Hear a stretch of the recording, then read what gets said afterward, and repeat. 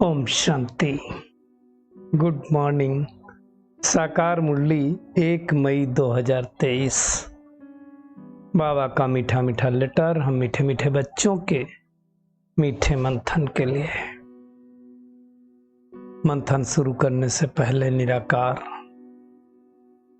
शिव बाबा की शक्तिशाली किरणों के नीचे बैठ जाते हैं और अनुभव करते हैं कि मैं ज्ञानी तो आत्मा बन गई हूं। आज की मुरली में बाबा ने दो चीजों के ऊपर बहुत जोर दिया है। बाबा ने कहा, देखिए, यात्राएं दो तरह की होती हैं। एक जिस्मानी यात्रा होती है और दूसरी रूहानी यात्रा होती है। और एक यात्रा दिन की होती है। जो जिस्मानी यात्रा होती मोस्टली दिन की होती है और उसमें रात को सो जाते हैं। दूसरी बाबा ने कहा रात की यात्रा होती है।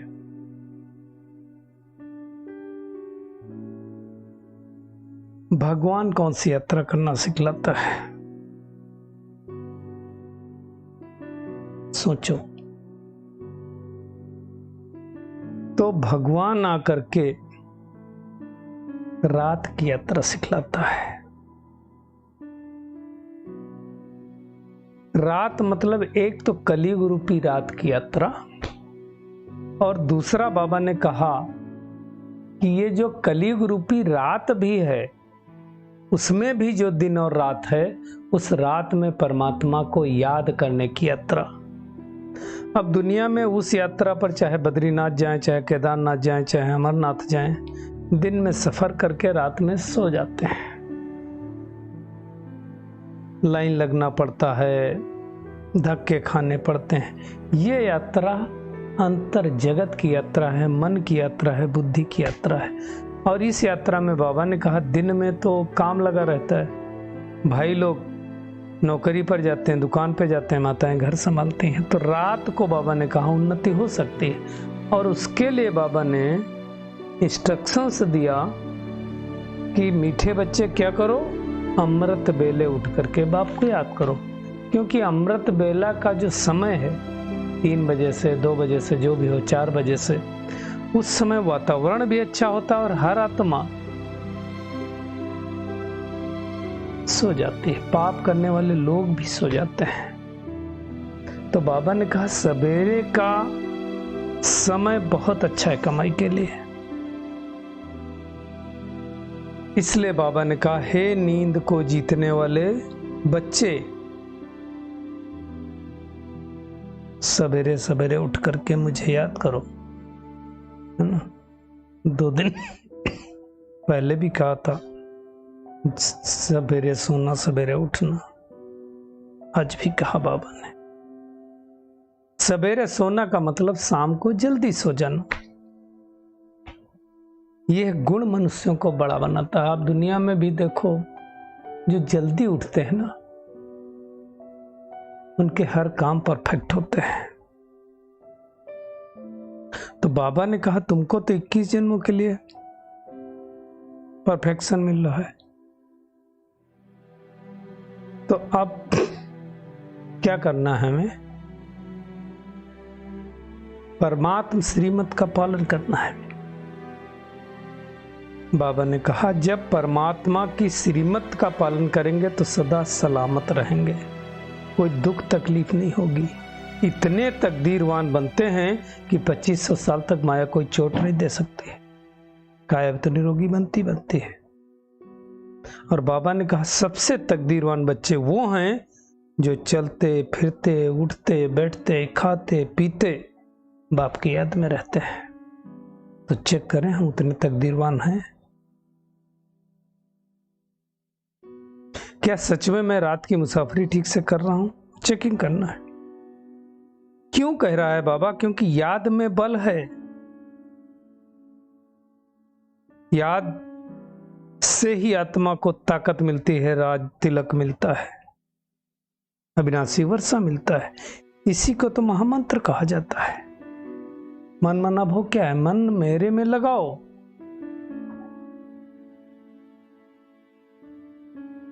तो बाबा कहता है तुम्हें तो क्या परमात्मा का परिचय मिल गया, अर्थात बीज मिल गया, और बीज में सारा झाड़ आ जाता है। इस झाड़ में क्या है? 4 युग 4 वर्ण, सब कुछ बाबा ने बताया ना। सतयुग, त्रेता, द्वापर, कलयुग, 4 युग और वर्ण। ब्राह्मण,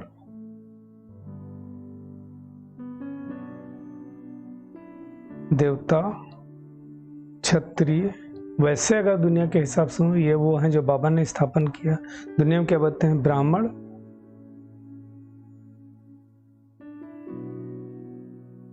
क्षत्रिय, वैश्य, शूद्र।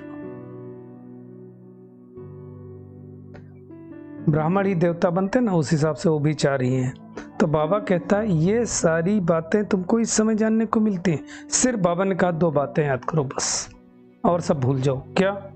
एक बाबा की याद, और दूसरा नॉलेज इतना ऊंचा है कि मनुष्य को देवता बनाता है। बस बाकी कुछ याद करने की जरूरत नहीं है, तो श्रेष्ठ बन जाएंगे।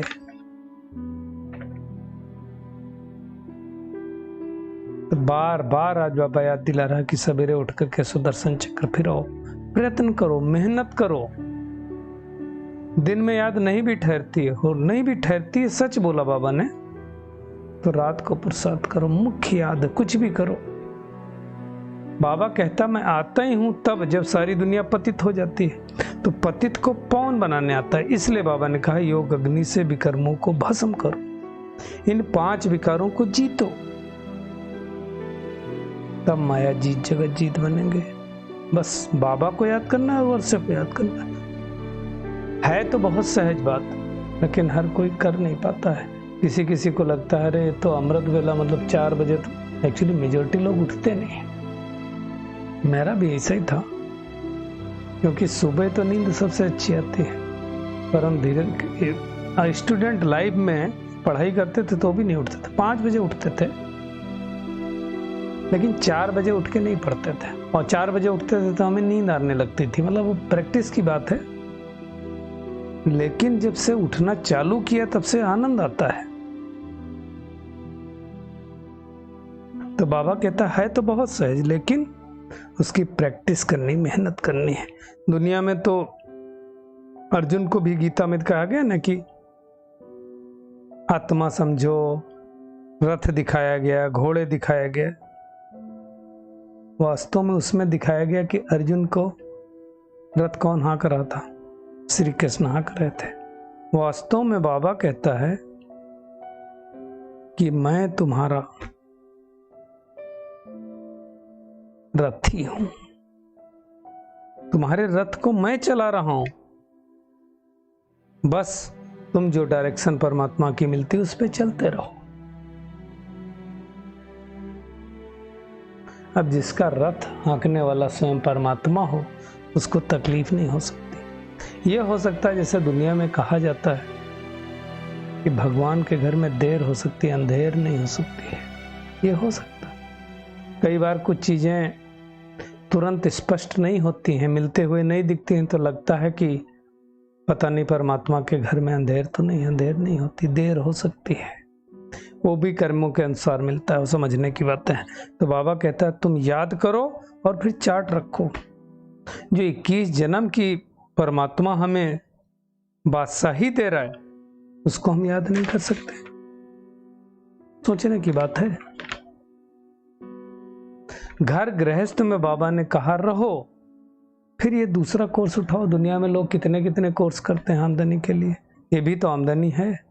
सदा सुखी बनना तो आमदनी हो भी 21 जन्मों के लिए, तो ये कोर्स उठाओ। बाबा कहता तुम्हारे जैसा अकलमंद इस सृष्टि पर कोई नहीं होता है। तो अकलमंद वो जो आने वाली सत्य की दुनिया के लिए अभी से पुरुषार्थ करना चालू करे। अरे 21 जन्मों के लिए बाबा मालिक बना रहा है विश्व का। बस बाबा कहता है लाडले बच्चे मुझे याद करो। ये यात्रा मत भूलो, टाइम वेस्ट ना करो। हम सब कितना टाइम वेस्ट करते हैं, उसको बंद करना है। बहुत भारी कमाई है। अब बुद्धि योग कहाँ लग जाना चाहिए? बाबा के पास, परम धाम में। बाबा कहता है बाप के घर आए हो, अर्थात हरिद्वार में बैठे हो। हरिद्वार का मतलब क्या था? हरि, हरि माने क्या कहा था? हरि भगवान का नाम है, एक पर्यायवाची है, तो हरिद्वार जहां हरि का द्वार हो।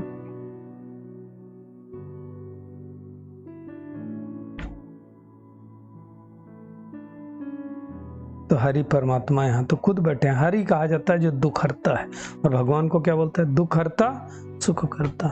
दुनिया में भक्त लोग क्या कहते हैं? गंगा का तट हो, गंगा जल मुख हो, फिर हम शरीर छोड़ें। तो वास्तव में परमात्मा की याद हो, गंगा जल मुख में हो मतलब परमात्मा की याद हो।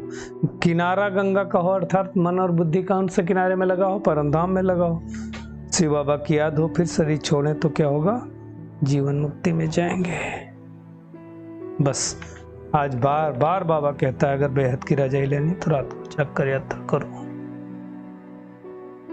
ब्रह्म मुहूर्त में उठो। बाबा को याद करो, अपनी तकदीर की महिमा करो कि मैं कितनी भाग्यवान आत्मा हूं, भगवान ने मुझे अपना बना लिया। बाबा कहता है सबकी तकदीरें तो फूटी हुई, तुम्हारी तकदीर अब जग रही, तो क्या करो? तुम औरों को भी जगो। बाबा ने स्पष्ट रूप से कहा, इसको अंडरलाइन करना, जिनका बुद्धि योग इस समय धन कमाने में रहता है उनकी तकदीर सोई हुई समझो। फिर वो ज्ञान धन नहीं कमा पाते हैं, पूरा बुद्धि उसी में लटकी रहती है, अटक जाती है। बाबा ने कहा पेट को कोई जास्ती नहीं चाहिए। भील लोगों का बाबा ने एग्जाम्पल दिया, मिर्ची और मकाई चने का आटा मिलाए रोटी खा लेते हैं।